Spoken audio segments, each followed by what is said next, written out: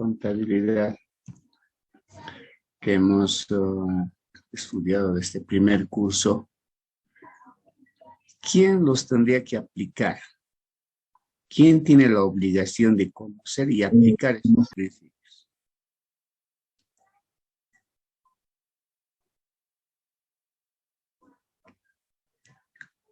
Hablaremos de una empresa comercial, digamos. Hay un gerente, hay un encargado de compras, encargado de ventas, jefe de personal.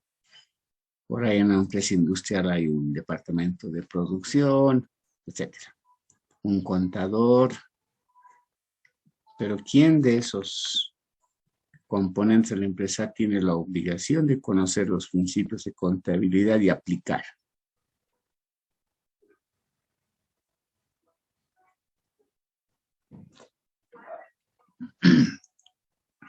Difícil conseguir voluntarios. María Zenes Céspedes, active su micrófono. A ver.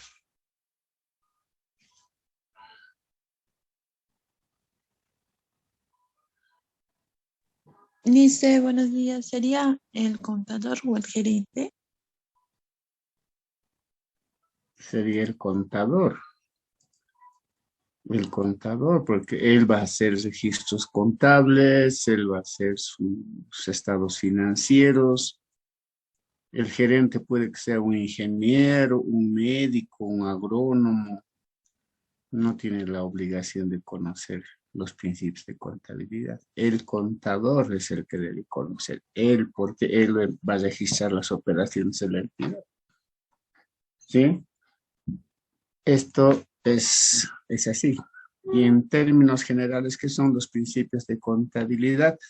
Es un marco, ¿no?, de acción que tiene el contador y en los cuales debe basar su profesión a fin de que el sistema de información que ha diseñado y que está llevando adelante cumpla principios que son aceptados universalmente.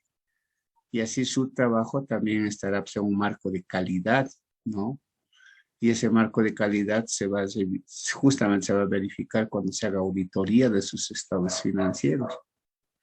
Entonces, los principios de contabilidad es algo que nosotros, los contadores, debemos dominar. Es un marco normativo básico para que nosotros desarrollemos nuestra profesión. Pero bueno, eso es en contabilidad. En auditoría, igual tenemos normas de auditoría. Ahora estamos hablando de otra parte del rol del contador público, ya no de hacer información financiera, que es nuestro campo también, sino estamos hablando de hacer auditoría. ¿Y qué es una auditoría? Es un tipo de control posterior, ¿no? O sea, una revisión de hechos que han sucedido para ver si se ajustan a ciertos criterios, a ciertas normas. Por ejemplo, una auditoría de estados financieros, nosotros vamos a ver en qué medida esos estados financieros, ¿ya?, en qué medida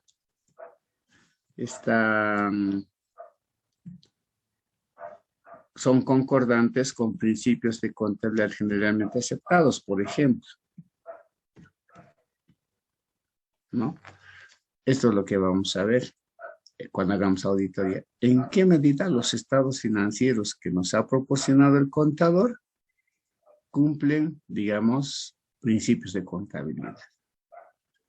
Y de este análisis que hagamos en auditoría, nosotros diremos, estos estados financieros sí tienen relación o son concordantes con los principios, o reflejan la situación económica financiera en la aplicación de los principios de contabilidad. Pero ¿cuándo vamos a sacar esa opinión? Cuando revisemos, cuando hagamos auditoría, ¿no? Entonces, para hacer esta auditoría, para ver lo que la empresa hace con lo que debería haber hecho, nosotros tenemos que usar las normas de auditoría. Entonces, las normas de auditoría también constituyen un marco normativo al cual el auditor debe sujetar su actividad. En la medida que nosotros hagamos auditoría y apliquemos las normas, nuestro trabajo también va a tener calidad, igual que hemos hablado de los principios de contabilidad. ¿Sí? Estas normas nos reflejan o nos van a marcar la calidad de nuestro trabajo.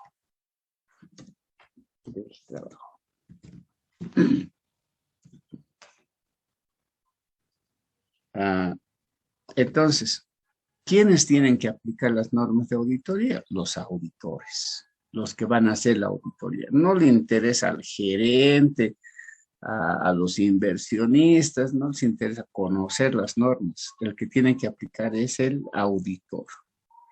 ¿Ya? Y el cumplimiento de estas normas, reitero, inciden o miden la calidad de nuestro trabajo. ¿Cómo van a medir nuestro trabajo? Si algún momento nos hacen, a los auditores nos hacen auditoría, ¿no? Nos van a medir en la medida que hemos cumplido estas normas. Ahora, estas normas, igual que los principios de contabilidad, hay normas que son de general aplicación. En el sector privado se aplican, ¿no? Entrando a las normas y al ámbito gubernamental, tenemos un órgano rector, ¿no? En el ámbito gubernamental, por el sector público, ya tenemos una entidad que es órgano rector. En este caso sería la Contraloría General del Estado. ¿Sí? La Contraloría General del Estado. Y la Contraloría General del Estado, como órgano rector del sistema de control gubernamental que hemos visto en la ley 78, entonces emite estas normas de auditoría para el sector público, ¿no? Y la normas generales de auditoría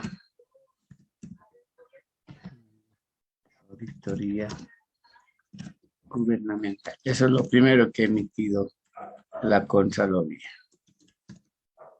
No, lo primero. Así que voy a poner un... Ay, perdón,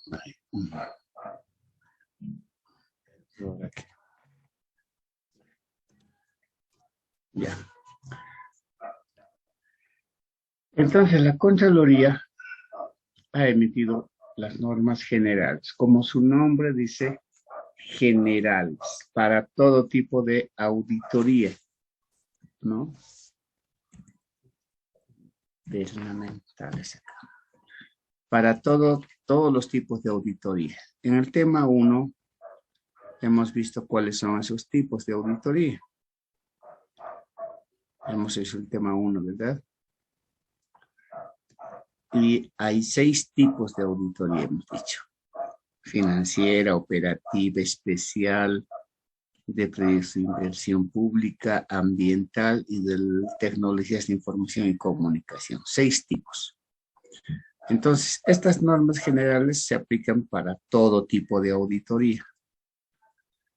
Y después, en desarrollo de estas normas, hay normas de auditoría financiera, normas de auditoría operativa, normas de auditoría especial, o sea, en desarrollo de esta norma. Ahora vamos a ver estas normas que saca la Contraloría.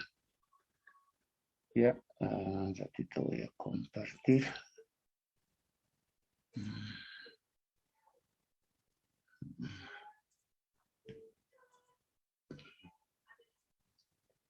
Bien. Si ustedes entran a la página de la Contraloría, www.contraloriageneraldelestado.gov.bo, van a encontrar todas estas normas. Les había dicho en la clase inicial ahora es fácil ubicar normas, ¿no? Solamente es un poquito de voluntad, un poquito de tiempo y tal vez sí gastar un poco con megas, pero no es como comprar el texto o tener suscripción y que nos los traigan, eso cuesta mucho más. Bajar del internet es fácil. Entonces entran a la página de la Contraloría y estas normas las pueden bajar, como lo he bajado yo, ¿no? Y miren, acá están las normas generales de auditoría. Quieren teoría para hacer trabajo dirigido, para hacer un trabajo de investigación sobre auditoría en el sector público. Ahí tienen la teoría. Alguna vez un compañero, no sé si del curso o del otro curso, me preguntó, ¿qué libros vamos a utilizar? Bueno, tenemos que usar las normas de auditoría general, lo que es para financiera, pero adecuado a estas normas, a estas disposiciones que son propias de nuestro Estado, de nuestro país, ¿no? Entonces, hay que combinar. Un libro no vamos a encontrar completo de auditoría gubernamental. ¿Por qué? Porque tiene que transcribir muchas disposiciones legales.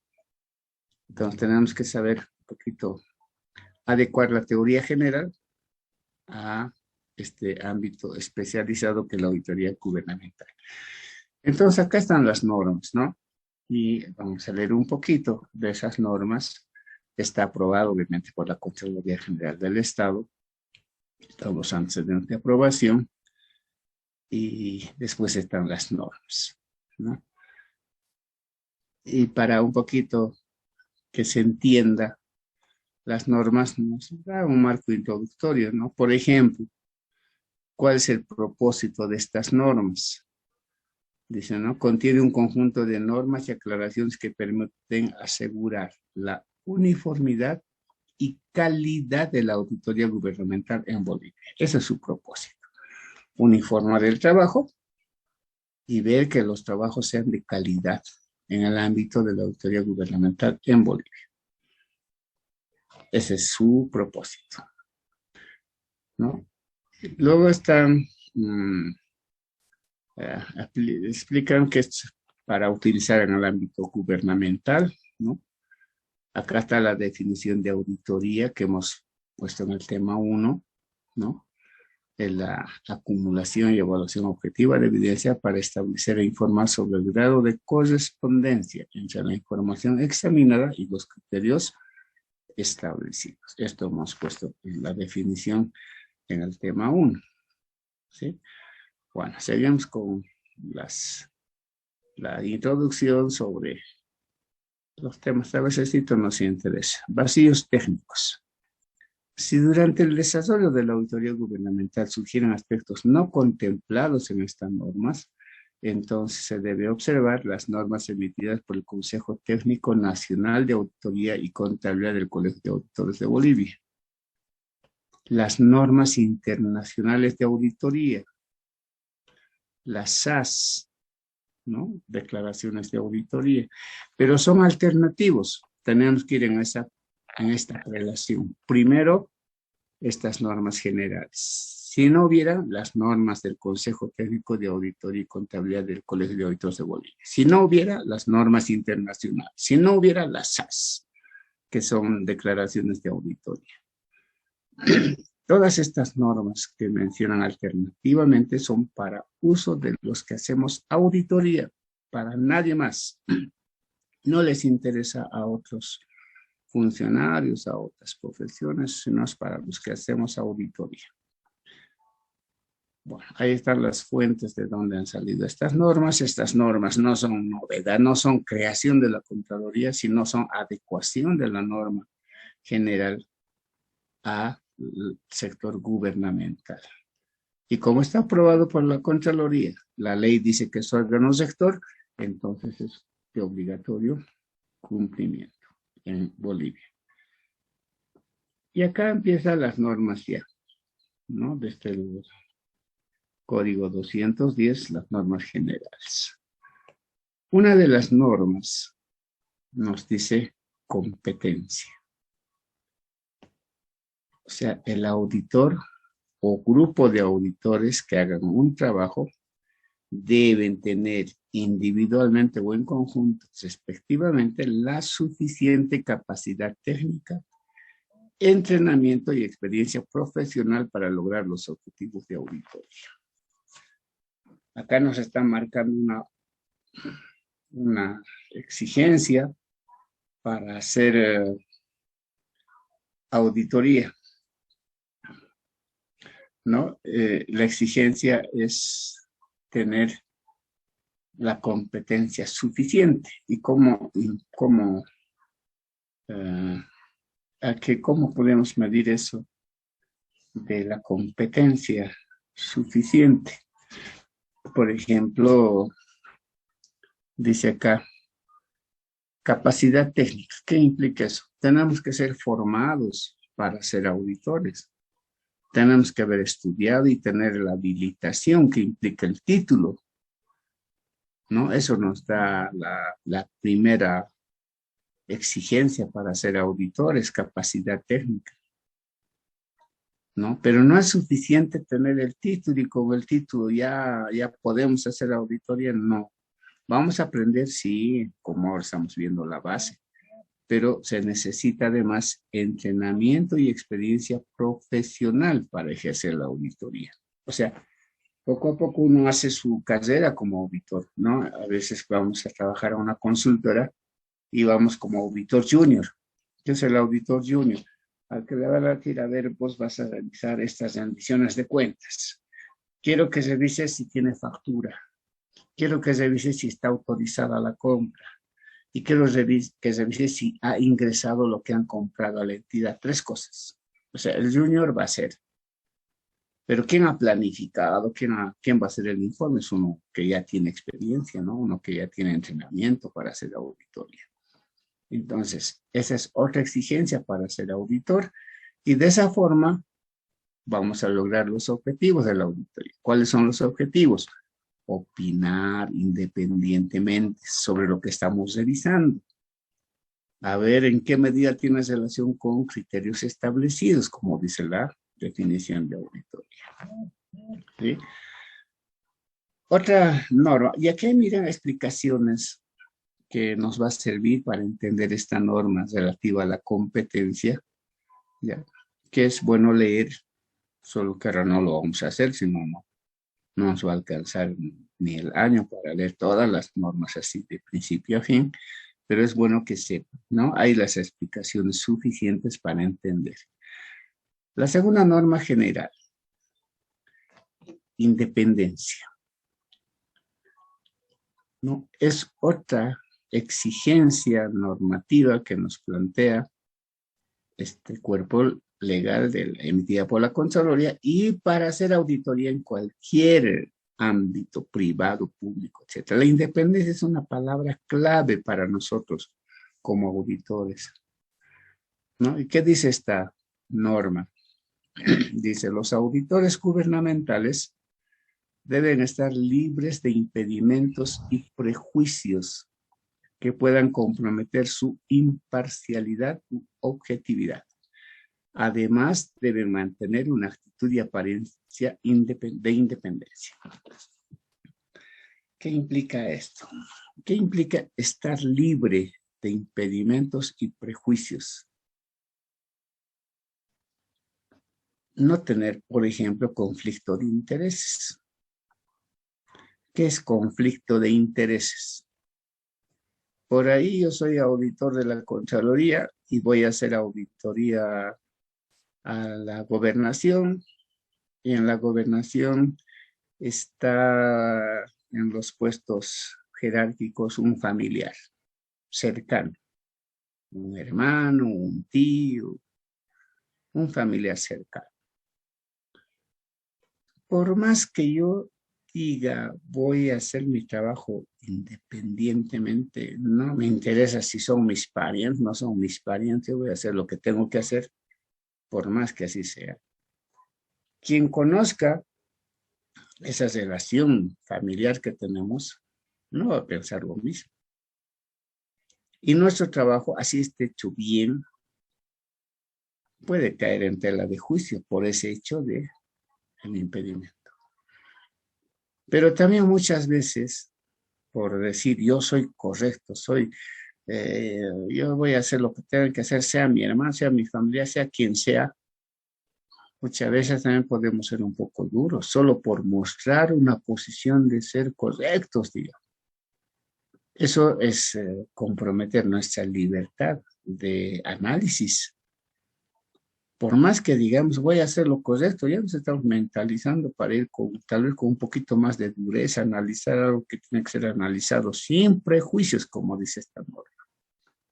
Eso es ver independencia, ¿no?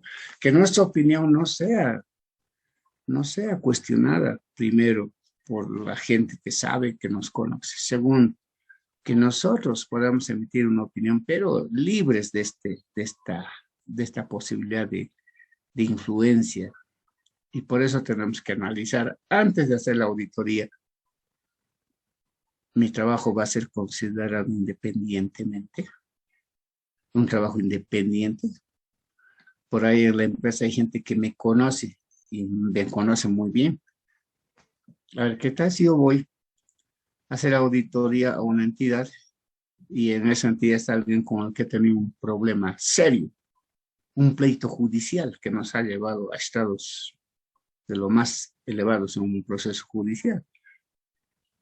Por más que diga, no, para mí eso es otro tema, he tenido un juicio, pero no, eso no va a afectar a mi trabajo. Mejor no hacer, decir, no, yo tengo conflicto de intereses y puede hacer otro colega, yo voy a ir a otro lado a hacer. Eso es independencia, ¿no? Eso es independencia. Muchas veces el tema político juega, y en el sector público juega un rol bien especial, y los auditores tenemos que lidiar con eso.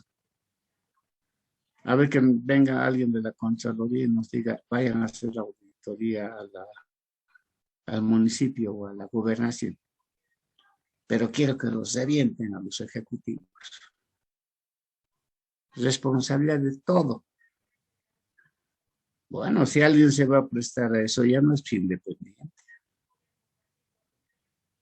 No, ya no es independiente. Esta palabrita independencia es lo que nos marca, les decía, un momento nos marca la personalidad, inclusive a nosotros los auditores.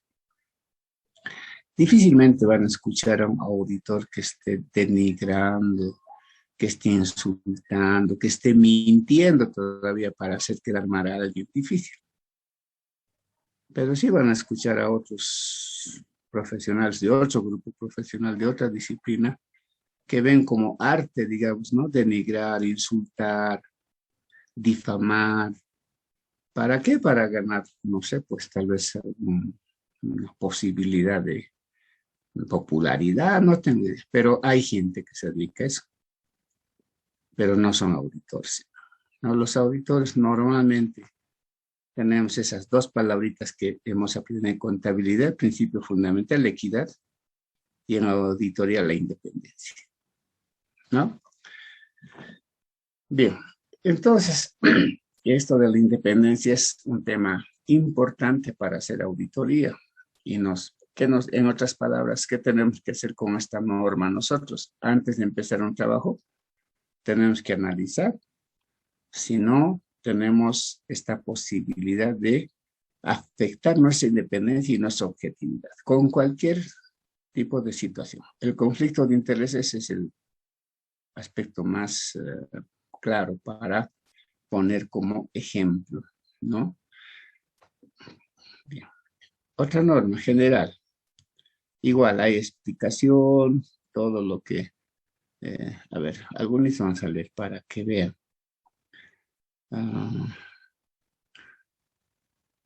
Aquí había un tema. Aquí están algunos impedimentos, por ejemplo, ¿no? Que están explicados. Relaciones oficiales, profesionales, personales o financieras con las entidades y servidores públicos sujeto a examen. Podemos tener nuestra empresa por ahí, de proveedor de material escritor, y tenemos relaciones con esa empresa. Nos puede afectar a la independencia. Favores y prejuicios sobre personas, grupos, actividades incluyendo derivadas de convicciones sociales, políticas, religiosas. Está explicado acá como ejemplos, ¿no? Que es un impedimento que podría existir. Y así podemos ir leyendo varias justificaciones, ¿no? Bueno, pero vamos a ver las normas. Ética, la tercera norma general.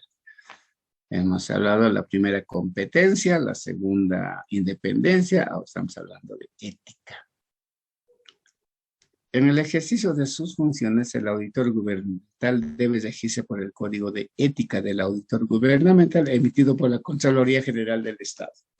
Bien, hay un código de ética que la Contraloría ha emitido, pero este código de ética, como les había dicho, también está en base al código de ética del Colegio de Auditores de Bolivia, con algunas adecuaciones al sector público. Más o menos, ¿de qué podemos hablar en ética? Algunos valores que debemos cumplir como auditores, ¿no? Por ejemplo, esto de la independencia también viene a ser como un valor que tenemos que cultivar. Siempre la independencia va por allí. Pero otro valor es, por ejemplo, la integridad,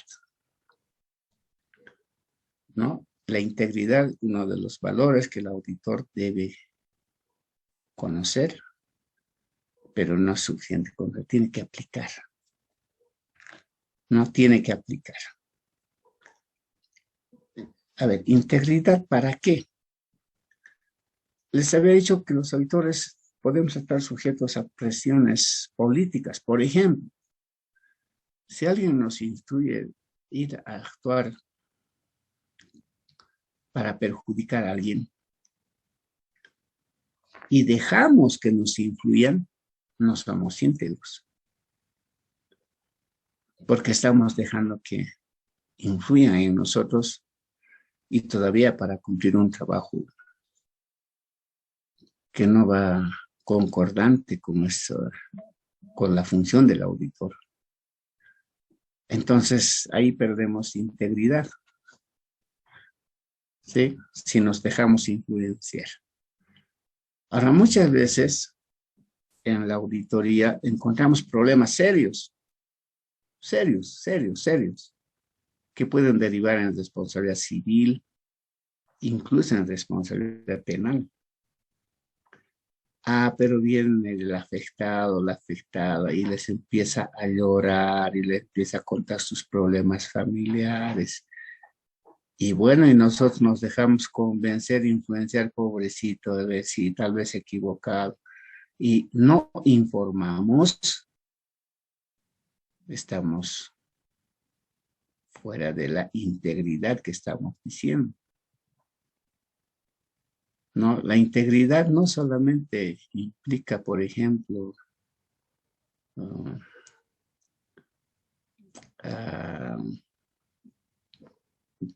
tergiversar una verdad, o sea, la falta de integridad no solamente significaría tergiversar una verdad, sino también a veces ocultar la verdad, no decir nada.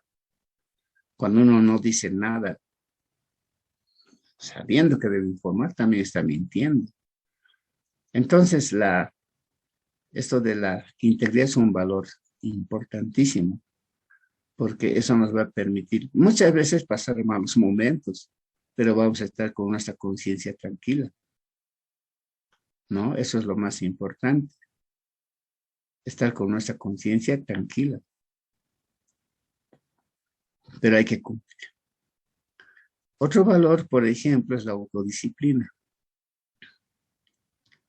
Ya cuando uno es profesional, nadie obliga a estudiar, nadie les va a decir hagan práctica, no van a dar examen, nada, ya es voluntad de cada uno superarse, actualizarse, y para eso hay que leer. Lo que estamos mostrando ahora es leer, ¿no? Por ahí alguno de ustedes va a ir a caer al sector público y en la parte de auditoría interna. Entonces esto pues tienen que dominar, ¿no? Bueno, ahora no vamos a dominar en la materia, lo que quiero solamente es que vean que existen estas normas que nos marcan el trabajo que debemos realizar como auditores. La diligencia profesional, que es otra norma general, ¿no? Y esta norma nos dice que hay que tener mucho cuidado, debido cuidado y diligencia profesional en la planificación, ejecución, comunicación de resultados, así como en otras actividades que sean la labor de auditoría. ¿Por qué nos marca esta norma el debido cuidado y la diligencia profesional? Porque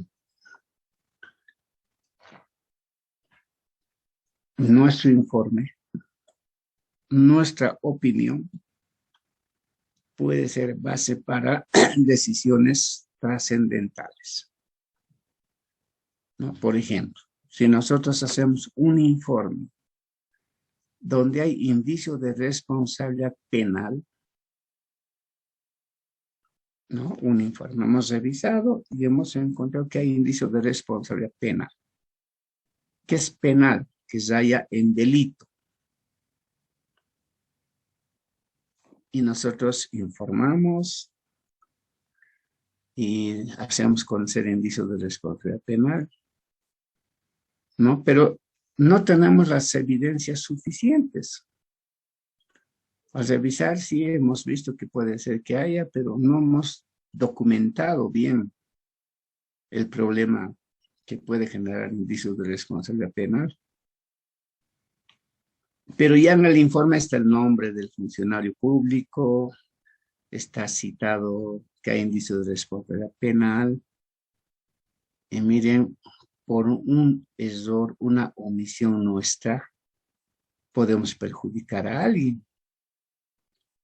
Al menos en el sector público, cuando se trata políticamente los temas y hay que fundir a alguien, pucha, sale la noticia, dice hay indicios de responsabilidad penal contra tal persona, la prensa ese rato. Y de pronto al auditor le dicen que demuestre. El afectado va a decir, ya, a ver que demuestre. Yo le voy a hacer un proceso al auditor por difamación, por calumnia, si no me demuestra. Y estamos en problemas como auditores, ¿no? Pero ya, digamos que nos hacen un proceso, hacemos como muchos hacen la satisfacción pública, ¿no? Cuando el juez dispone que hemos excedido en algo, satisfacción pública hay que hacer. Pero el daño que se ha provocado no se va a corregir con una satisfacción pública, ¿no? Vamos a quedar mal como persona, como profesional, y vamos a hacer quedar mal al grupo profesional.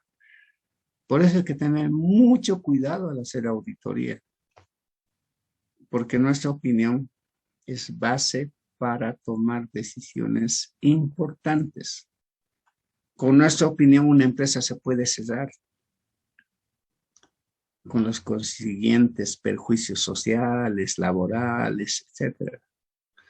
Con nuestra opinión, alguien puede invertir más en una empresa porque estamos avalando que la situación económica, financiera de la empresa está bien y tiene perspectivas de mejorar. Alguien puede invertir y poner más dinero. O sea, nuestra opinión es importante como auditores. Entonces, por eso debemos tener mucho cuidado y ser profesionales en nuestro trabajo.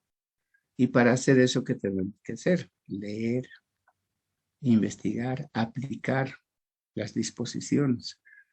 No es por obligación que se les dice, tienen que leer, estudien, o va al examen de esto. Es mucho, no. La verdad, hay que ser muy dedicados para hacer un trabajo de esta característica que nos marca las normas de auditoría. Otra norma general, el control de calidad. Todas las organizaciones de auditoría deben implantar un sistema interno de control de calidad. Este sistema debe estar sujeto a revisiones periódicas internas y externas. O sea, como auditores tenemos que contar con un sistema de control de calidad. Si trabajamos independientemente, un control, una lista de chequeos, digamos, desde la norma 1, cumple, no cumple, cumple, no cumple, por lo menos así para ir de vez en cuando recordando las normas y viendo su cumplimiento. Por ejemplo, ahora cuando hacemos un control interno, estamos haciendo dentro de la organización de auditoría. ¿Qué podemos hacer para ver control de calidad? Por decir, ahí tenemos 3 equipos de auditores, hay 3 supervisores, los supervisores pueden rotar, por ejemplo, con los equipos.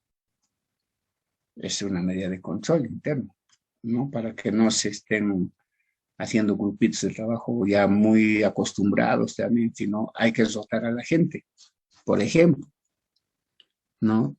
Aparte de los supervisores, un superior podrá hacer un chequeo sobre el trabajo que están cumpliendo, sobre el proceso de la auditoría, etcétera. Eso es tema de control. Ahora puede haber un control externo, ¿no? Eso dice también, sujetos de revisiones periódicas internas y externas. Por ejemplo, la Contraloría. ¿Quién controla a la Contraloría? Por ejemplo? Está previsto en la norma que la Contraloría también debería ser evaluada, pero por ninguna unidad del país. Tendría que ser otra unidad de Contraloría de un país vecino, por ejemplo. Esa opinión nos va a dar luces. Bueno, yo no conozco que haya habido una evaluación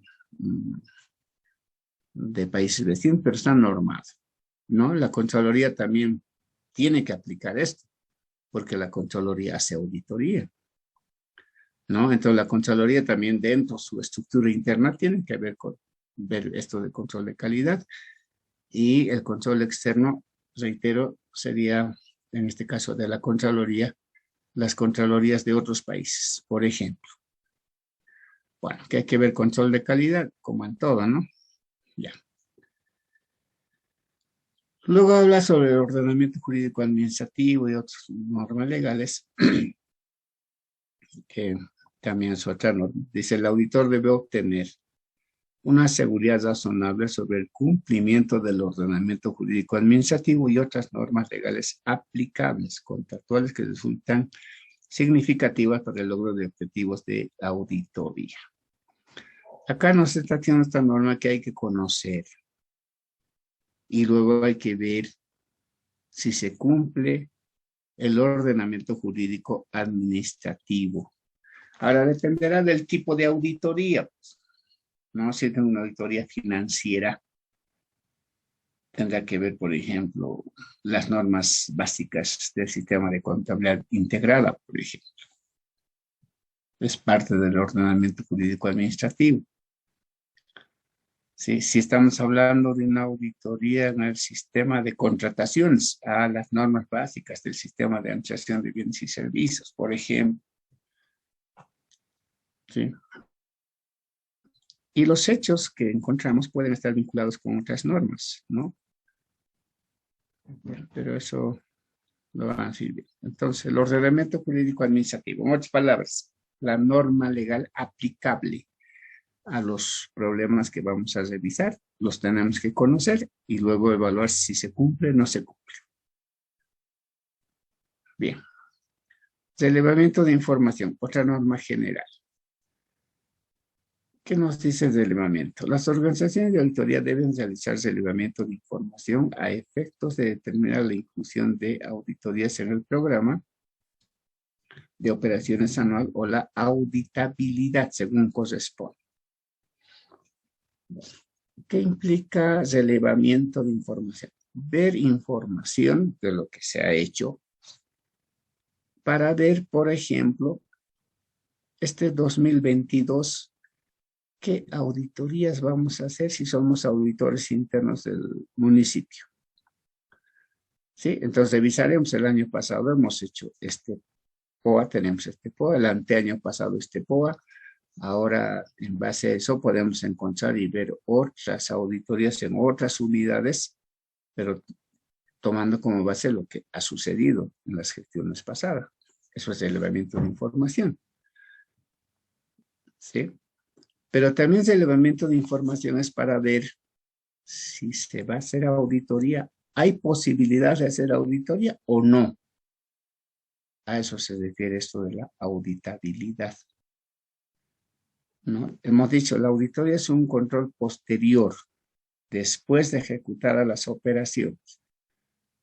Entonces, si la auditoría se hace después de ejecutar las operaciones, lo que vamos a auditar ya se ha ejecutado, ya concluido, hay la información suficiente, ¿no?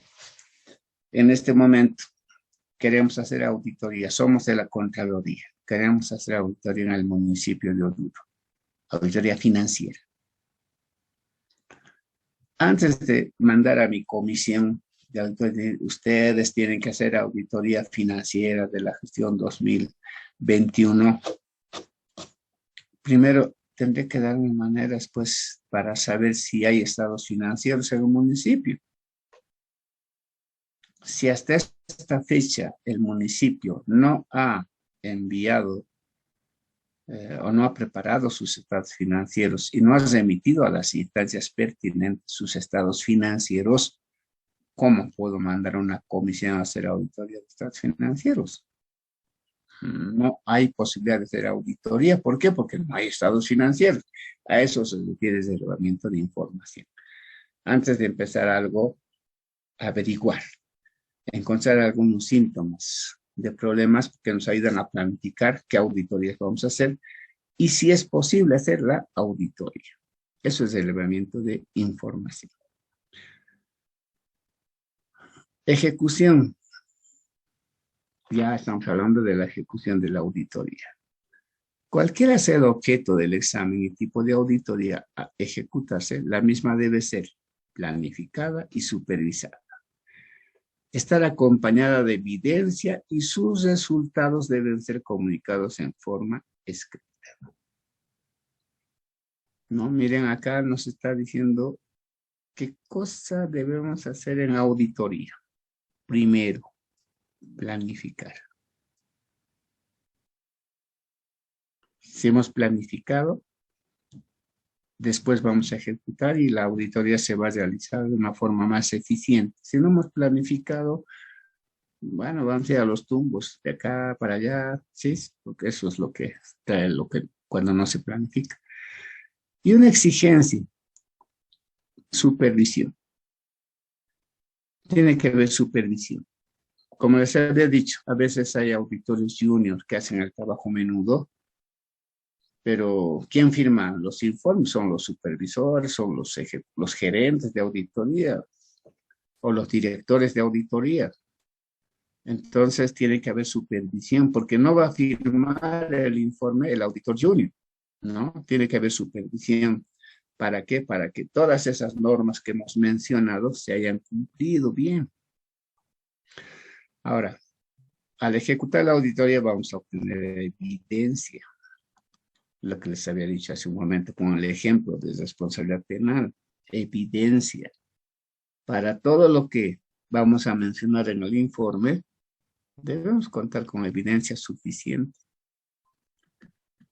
¿no? Evidencia contundente que no dé lugar a que alguien nos contradiga en el informe, lo que estamos haciendo en el informe. ¿No? O sea, nuestras observaciones, nuestro informe y la opinión que digamos tiene que ser bien respaldada. Si no respaldamos, corremos el riesgo de que cuestionen nuestro trabajo y podemos meternos en problemas. Y finalmente deben comunicarse los resultados en forma escrita. Hay que informar, ¿no? Muy importante. Eso nos dice la ejecución.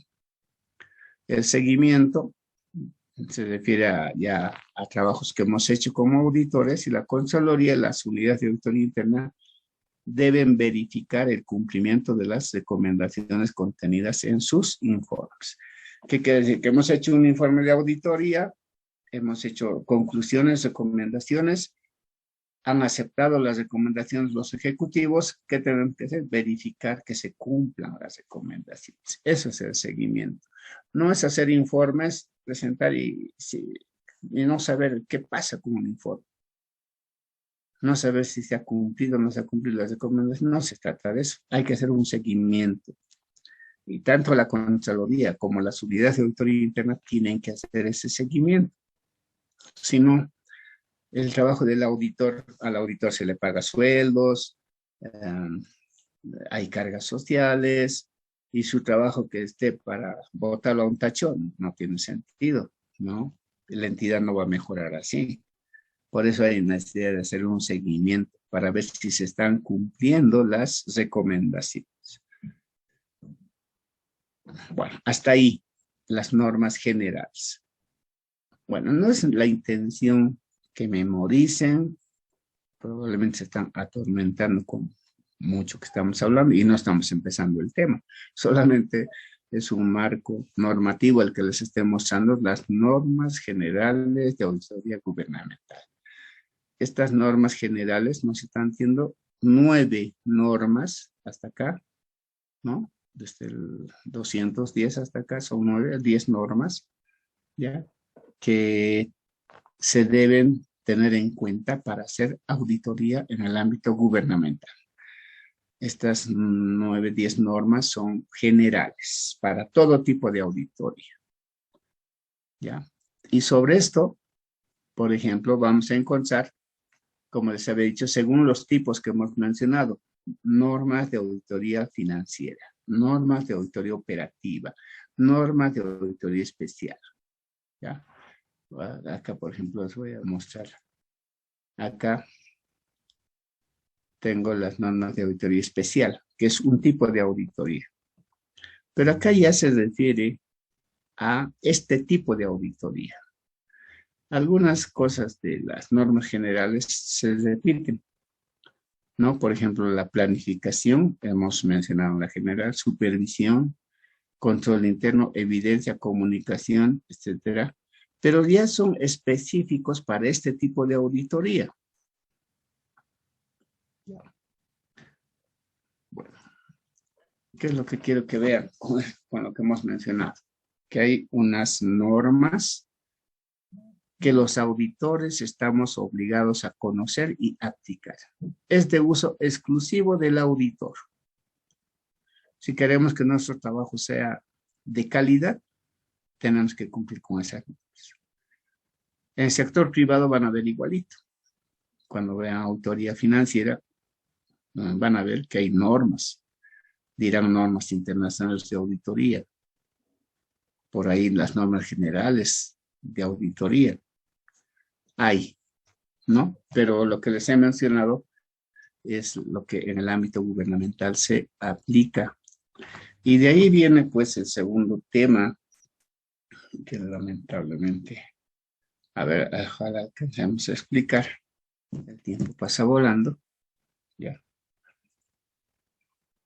Ay, ¿dónde estás ahora? Un segundito, de ahorita vamos a ver.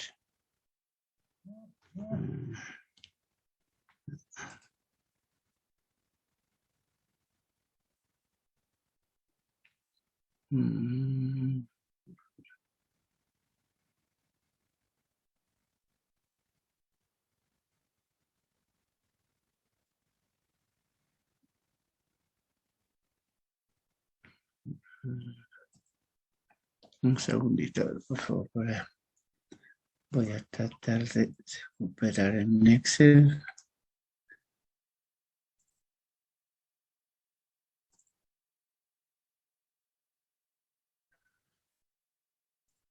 Ahora sí. No sé si se ve en pantalla, por favor, este tema 3 que estamos poniendo acá. ¿Se ve en pantalla? Sí, licenciado. Ya. Bien. Este tema 3, miren, lo estoy mostrando como sinóptico nomás, como para que vean en resumen cuál es el proceso de una auditoría y de dónde estamos sacando este proceso, justamente de esas normas que hemos mencionado, especialmente en la penúltima norma que hemos mencionado, donde dice ejecución. Ahí nos dice que La auditoría debería ser planificada, supervisada, tenemos que obtener evidencia y tenemos que informar, ¿sí? En realidad, esas son las fases de auditoría gubernamental que podemos encontrar como resumen para saber dónde empieza la auditoría y dónde termina la auditoría, ¿no? Entonces, podemos identificar de esas normas que hemos mencionado. Y al respecto a la realización de la auditoría, la fase 1, que sería la planificación, la fase 2, que sería el trabajo de campo, o la ejecución de la auditoría, y la fase Licenciado, no se 3, ve el tema 3, estás en Excel. perdón, No se ve el tema 2, en Excel estamos, sí, en la pantalla. a ver, este tema 3 se ve o no, fases de la auditoría. No, no se ve, No, solo está ese todavía sigue congelado de Excel. A ver, gracias. Voy a entrar acá. Ahora,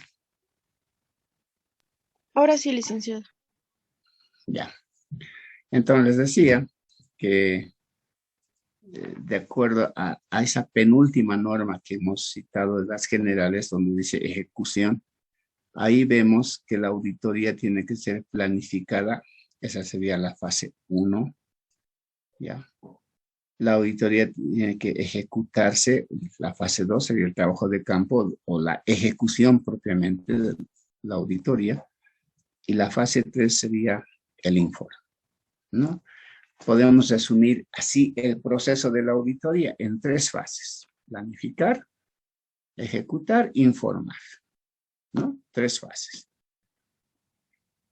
¿Qué implica la fase de planificación? Esto lo vamos a profundizar en un otro tema. Solamente quiero que vean como resumen dónde empezamos, dónde terminamos una auditoría, ¿no? En la fase 1 vamos a planificar. ¿Qué implica planificar? Desde el momento que nosotros tenemos la instrucción de hacer auditoría, seguramente vamos a dirigirnos a la entidad donde estamos asignados para hacer el trabajo y nos vamos a entrevistar con la máxima autoridad ejecutiva. Eso es lo primero que hay que hacer. Ahora, claro, esto es un poquito enfocado a una auditoría externa de la Contraloría, ¿no? Somos auditores de la Contraloría, nos han enviado al municipio. ¿Qué tenemos que hacer? Visitar al alcalde y decir, tenemos este instructivo para hacer auditoría, ¿no? Este instructivo normalmente es un memorándum, ¿no? Un memorándum, una credencial que acredite que tenemos este trabajo que realizar. No, un auditor gubernamental no puede aparecerse por sorpresa, voy a hacer auditoría porque se le ocurre, no. Tiene que haber un instructivo.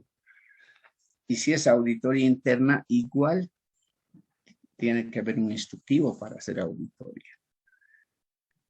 Entonces, a la máxima autoridad se le hará conocer la finalidad del examen. Me han asignado a hacer auditoría financiera, me han asignado a hacer auditoría del proyecto, digamos, construcción del paso a desnivel de la calle Ejército Nacional, ¿sí? Y entonces ahí también definiremos el alcance del trabajo, de qué periodo a qué periodo vamos a revisar, hacerle conocer a la autoridad y finalmente coordinar cómo vamos a hacer el trabajo. Seguramente no todo el tiempo vamos a ir a hablar con la MAE. La MAE designará un coordinador institucional que con nosotros como auditores pueda tomar acuerdos para realizar el trabajo, ¿sí? No solamente eso, también va a ser necesario, por ejemplo, fijar un ambiente de trabajo. Si somos auditores de la Contraloría, si necesito una oficina para hacer la auditoría, donde vamos a guardar los documentos, y la entidad pública tiene la obligación de facilitar la todos los medios necesarios para hacer el trabajo. Una vez que terminamos de hablar con la máxima autoridad, seguramente él comunicará a sus subalternos sobre el trabajo y instruirá a que nos dé información para hacer el trabajo, ¿no? Bueno, el siguiente paso es visitar instalaciones. Bueno, al menos si estamos yendo primera vez a una entidad, es bueno conocer instalaciones porque así nos vamos a tener una idea de la entidad, ¿no? Por ejemplo, ¿cuál es la actividad a la que se dedica? El municipio tiene sus características, la gobernación tiene sus características, la universidad tiene sus características y toda entidad, bueno, tiene pues sus características. Es bueno conocer nomás la actividad a la que se dedica. Así vamos a conocer la base legal de funcionamiento. Hay una ley orgánica, hay un estatuto, tal vez sus reglamentos internos, de manual de organización, manual de funciones, manual de procedimientos, ¿sí? La base legal sobre la cual la entidad realiza sus actividades. Esa visita nos va a permitir ver la magnitud del ente, qué tan grande es la entidad, qué tan grande son sus operaciones. Por ejemplo, si vamos a Vinto, seguramente nos vamos a impresionar un poquito con la magnitud de la entidad que es Vinto. Y eso también nos va a ayudar pues, a prever si es una empresa tan grande. Por ahí necesitamos también más gente para hacer auditorías, ¿no? El volumen de documentación tiene relación con la magnitud del ente. Entonces vamos a ir a ver cuánta documentación vamos a retirar, cuántos comprobantes de egresos se han estado en la gestión 2021, por ejemplo, cuántos comprobantes de ingreso, ¿sí? Cómo están archivados sus documentos. Eso nos va a dar una idea para planificar, para hacer procedimientos, para hacer equipo de auditoría, ¿sí? Luego iremos al relevamiento de operaciones, que es ver qué operaciones son características, son relevantes en la entidad. Compras, contrataciones, gastos, ¿no? Por ejemplo, en el municipio, probablemente compras sea una operación importante cuando el municipio hace algunas actividades por administración directa, ¿no? Por ejemplo, el asfaltado de calles, ¿sí? El municipio tiene su equipamiento, su maquinaria para hacer asfaltado, pero el asfaltado implica, pues, insumos, ¿no? Insumos y cómo se compra. Eso vamos a ver cuando vayamos a conocer las entidades. Vamos a saber qué se dedica a eso. Entonces, las compras puede ser un rubro importante de muchas operaciones que se realiza. ¿Cuáles son las más importantes? A eso nos vamos, ¿no? Por ahí las contrataciones. Por ahí el municipio no hace la mayor parte de su por administración directa, sino contrata. ¿Cómo es el proceso de contrataciones? Vamos a ir a ver su característica, ¿no? Puede que los ingresos sea otra particularidad, vía impuestos, por caja, vía transferencia del Tesoro General de la Nación, ¿no? Almacenes, por ejemplo. Cada entidad tiene sus características. Cada entidad tiene sus características. La universidad, por ejemplo. ¿Cuál será la operación más relevante de la universidad? ¿Quién podría decir?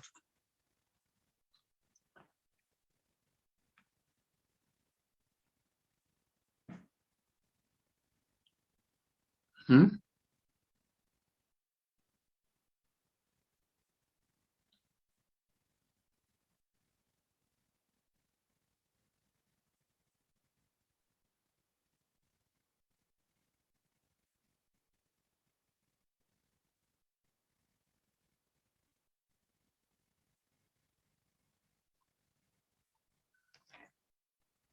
¿Cuál será la operación más importante de la universidad?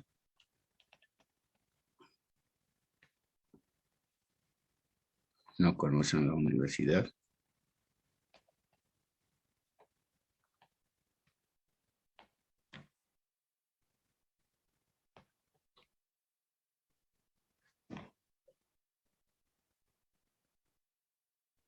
Yo que Sergio, a ver, activa su micrófono.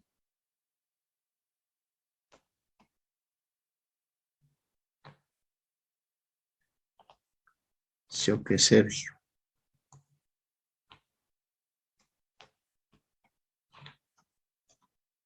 No está. Ha dejado su equipo prendido. Se va a dormir. Bueno, desde la siguiente clase voy a controlar ese tipo de situaciones. Alcalá, Cristian, Alex Cristian.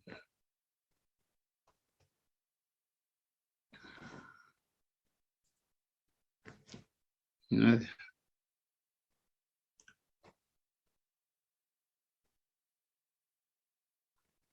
Dale, Karina.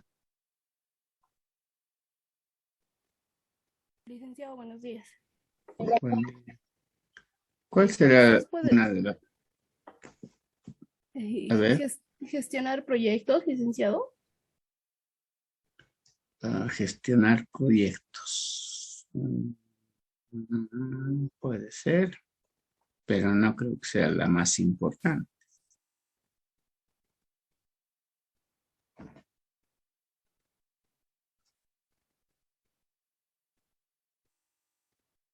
Mm, ¿Qué estamos haciendo en este momento? ¿Qué están haciendo ustedes?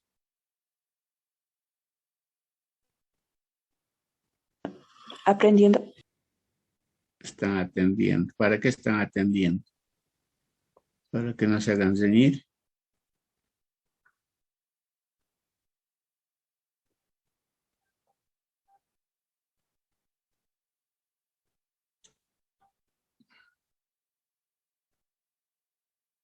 ¿Para qué están atendiendo?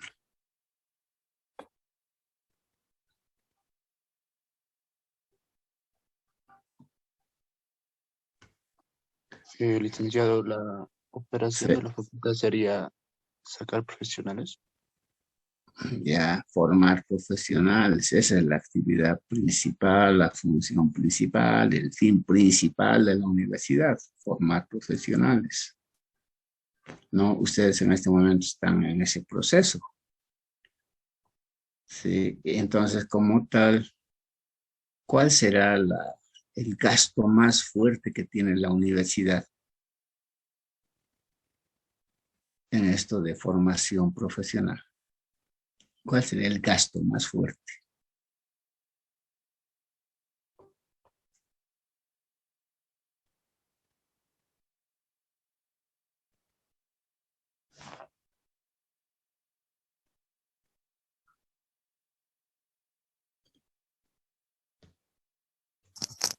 Licenciado, ¿sería la Eh, cancelación de honorarios a docentes? Ese sería el gasto más alto, ¿no? En la universidad, normalmente un 70-80% se va en sueldos del presupuesto, en sueldos. Entonces, si ese es el concepto más alto de gastos y vamos a hacer una auditoría, tendríamos que revisar pues con mayor detalle ese concepto, pago de sueldos, desde la designación, desde la contratación, desde los exámenes de admisión docente, después la asistencia a clases, si las faltas se consideran o no se consideran. Entonces, esa partida para la universidad es uno de los más importantes y hay que revisar también con más detalle. Pues, para eso es el relevamiento de operaciones. ¿No? Entonces, difiere de lo que pasa con el municipio. El municipio puede tener otro tipo de actividades, pero no como la universidad. En el municipio, por ejemplo, hay un límite para llevar al pago de honorarios del presupuesto general. El presupuesto mayor tiene que estar en la construcción, el mejoramiento urbano, parques, ¿no? Asfaltado de calles, etcétera, pero no en sueldos. En cambio, en la universidad el mayor gasto va a ser en sueldos. Eso implica relevamiento de operaciones, ver operaciones típicas, características de cada entidad. ¿Para qué? Para prestarle más atención y ver cómo vamos a revisar, ¿no? Luego hay necesidad de hacer una evaluación preliminar del control interno. ¿Ya? Acá ya nos tenemos que adelantar un poquito para ver qué es control interno. ¿Ya? En forma resumida, podríamos decir control interno son todas las medidas, acciones que se adoptan al interior de una entidad para alcanzar sus objetivos. ¿Sí? Eso es control interno. Nosotros como personas también debemos tener un control interno, ¿no? Por ejemplo, el objetivo de ustedes, por ejemplo, será pues, titularse. Entonces, si el objetivo es titularnos, tendríamos que tomar algunas medidas, acciones para lograr ese propósito. ¿Qué medidas? Pasar clases, hacer un tiempo, programar nuestras actividades, por ahí trabajamos para mantenernos. Entonces, ¿a qué hora puedo trabajar? Supongo en las tardes o en la noche. Eso es tema de control interno. Tengo clase a las 8 de la mañana o a las 7 de la mañana, entonces tendré que ver para despertar, para alimentarme bien y estar en condiciones de atender la clase. Eso es control interno, apuntado a alcanzar el objetivo. En las entidades es igual, cada entidad tiene sus fines y sus objetivos. Entonces, para alcanzar esos objetivos hay que diseñar medidas de control, ¿no? Y nosotros, ¿qué hacemos en la auditoría? En esta fase de planificación, evaluar ese sistema de control. ¿Hay control? Todavía, como estamos en planificación, todavía no estamos haciendo auditoría, estamos planificando, pero podemos fijarnos en base a su base legal, a sus reglamentos de funcionamiento. Podemos hacer, por ejemplo, cuestionarios a ver si se cumplen esa base normativa de la entidad. Podemos hacer narraciones o flujogramas. ¿Cuál es el propósito de esta evaluación? Determinar qué grado de confianza tenemos en el control interno. ¿Hay confianza? No hay confianza. Si hay confianza, ¿en qué proporción? 60, 80%, 100% de confianza.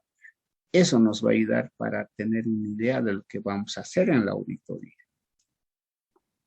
Si tenemos confianza, puede que los procedimientos que hagamos en auditoría, un muestreo normal, sea 30%, 35% de muestreo, cuando hay confianza en el control.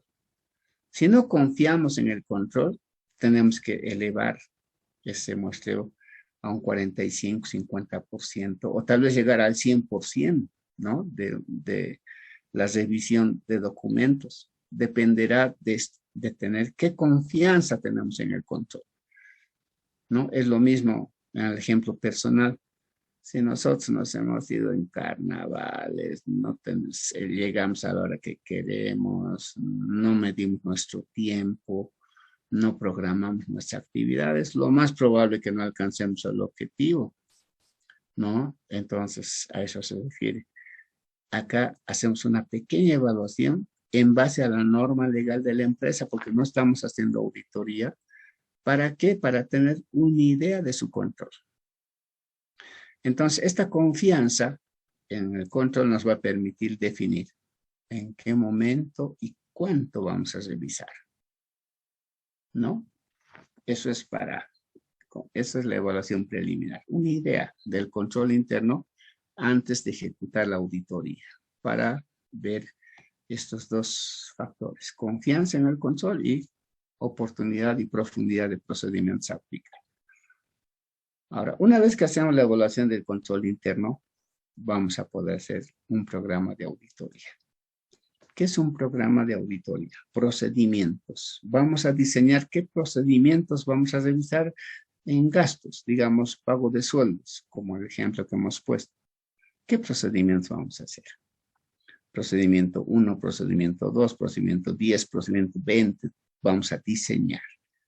¿De dónde vamos a sacar la base de información de esta evaluación del control interno? Y para programas de auditoría habrá programas generales, por ejemplo, gastos. En general, ¿qué cosa vamos a revisar? Y programas específicos, sueldos y salarios, material de escritorio, gastos de alimentación, mantenimiento de reparaciones, ¿no? Para cada cuenta, procedimientos. Eso es un programa. De toda esta actividad que estamos diciendo en planificación, al final, ¿qué vamos a definir? Los recursos que vamos a utilizar. Recursos humanos.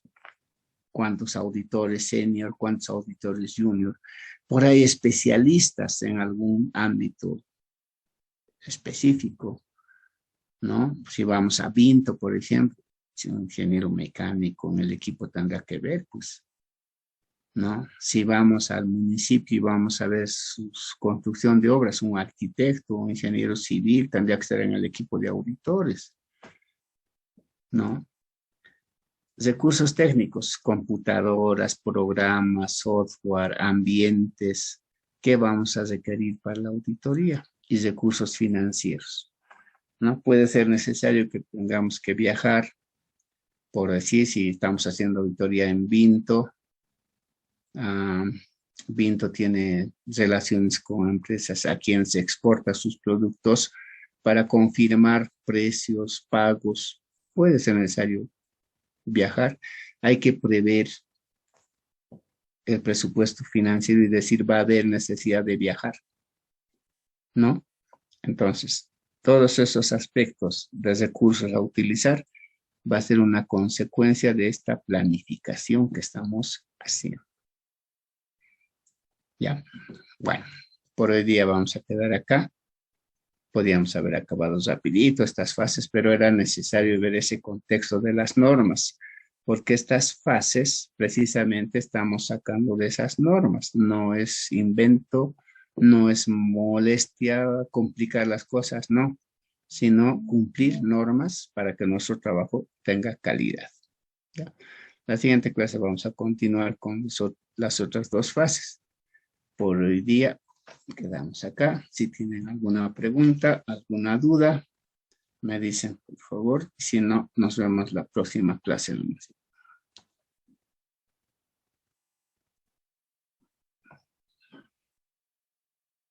Bien, nos vemos la próxima clase. Buen día.